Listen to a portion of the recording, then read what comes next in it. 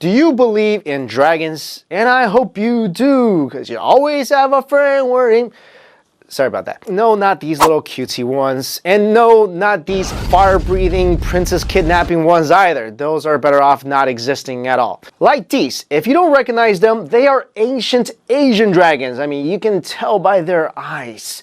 Nah, just kidding. That's really racist. What I mean is, these are the type of dragons from myths and legends across Asia. In contrast to their Western counterparts, these dragons are not known to eat people or attack a castle or chase a bunch of dwarves out of their homes for their gold. In Western culture, the dragons represent evil and darkness. Unlike the celestial images of the Eastern dragon, the Western dragon has sharp teeth and strong legs. It is said to bring harm, suffering, and fear to humankind. In China, as well as in most places in Asia, the dragon or long, as said in Chinese, is commonly the symbol of nobility, solemnness, holiness, and good fortune. Throughout the history of China, Korea, and Japan, the dragon, or the concept of the dragon, has been a part of people's daily lives. The dragon has existed wherever Chinese culture existed, and the Chinese eventually began calling themselves the descendants of the dragon.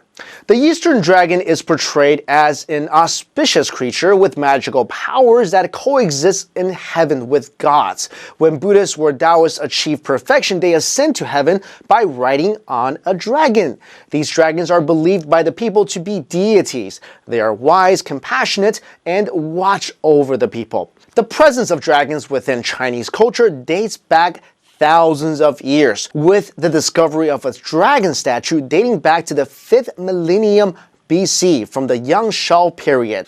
Chinese dragons are strongly associated with water. In popular belief, they are believed to be the rulers of moving bodies of water, such as waterfalls, rivers, or seas. In traditional Chinese beliefs, there are 4 major dragon kings representing each of the 4 seas. The East Sea, which is corresponding to the East China Sea, the South Sea, corresponding to the South China Sea, the West Sea, sometimes seen as the Indian Ocean and beyond, and the North Sea, sometimes seen as Lake Baikal. Because of this association, they are seen as in charge of water-related weather phenomenon. In pre-modern times, many Chinese villagers, especially those close to rivers and seas, had temples dedicated to their local dragon king.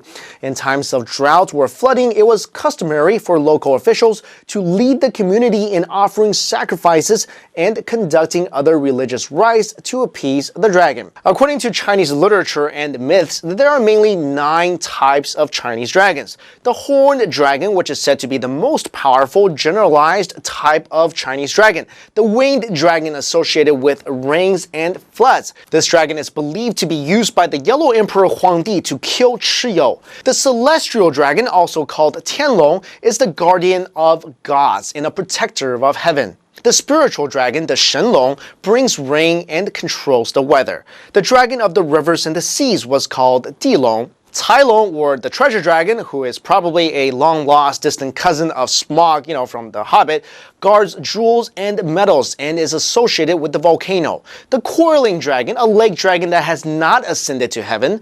The yellow dragon, a hornless dragon symbolizing the emperor. The last of the 9 are the dragon kings, and we talked about that before. They each rule over one of the seas from east, north, west, and south. And here's something really cool. It seems that some of these dragons might have been caught on camera. Take a look at this. Here you can vaguely see a dragon-like shadow swimming in the clouds. And at the same time, a guy is yelling, "It's a dragon! It's a dragon! Look, it's a dragon!" Yes, we know. It looks like a dragon.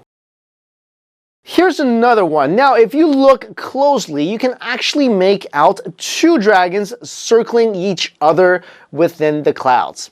你帮我赔吧，赔吧，你帮我赔吧。你没在钱上啊，没在高钱。再高钱，再高钱。